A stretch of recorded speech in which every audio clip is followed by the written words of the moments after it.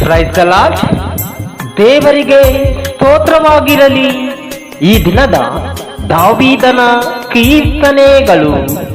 ಪ್ರಿಯ ಸಹೋದರರೇ, ಭಕ್ತನು ದೇವ ದರ್ಶನವನ್ನು ಆಕಾಂಕ್ಷಿಸಿ ಸಂತೃಪ್ತಿ ಹೊಂದಿದ್ದು, ದಾವೀದನು ಯೆಹೂದ ಸೀಮೆಯ ಅರಣ್ಯದಲ್ಲಿದ್ದಾಗ ರಚಿಸಿದ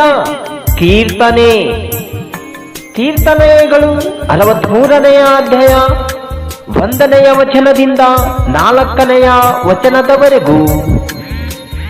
ದೇವರೇ, ನೀನು ನನ್ನ ದೇವರು, ನಾನು ನಿನ್ನ ದರ್ಶನವನ್ನು ಕುತೂಹಲದಿಂದ ಎದುರು ನೋಡುತ್ತೇನೆ. ನೀರಿಲ್ಲದ ಒಣಗಿದ ಭೂಮಿಯಲ್ಲಿದ್ದವನು ನೀರಿಗಾಗಿಯೇ ಎಂಬುವಂತೆ ನನ್ನ ಆತ್ಮವು ನಿನಗಾಗಿ ಆತುರಗೊಳ್ಳುತ್ತದೆ. ಶರೀರವು ಕುಂದಿ ಹೋಗುತ್ತದೆ. ನಿನ್ನ ಮಂದಿರದಲ್ಲಿ ನಾನು ನಿನ್ನ ಮಹತ್ತನ್ನು ಪ್ರಭಾವವನ್ನು ಕಂಡ ಪ್ರಕಾರ ಈಗಲೂ ಕಾಣಬೇಕೆಂದು ಅಪೇಕ್ಷಿಸುತ್ತೇನೆ. ನಿನ್ನ ಪ್ರೇಮಾನುಭವ ಜೀವಕ್ಕಿಂತಲೂ ಶ್ರೇಷ್ಠ. ನನ್ನ ಬಾಯಿ ನಿನ್ನನ್ನು ಕೀರ್ತಿಸುವುದು.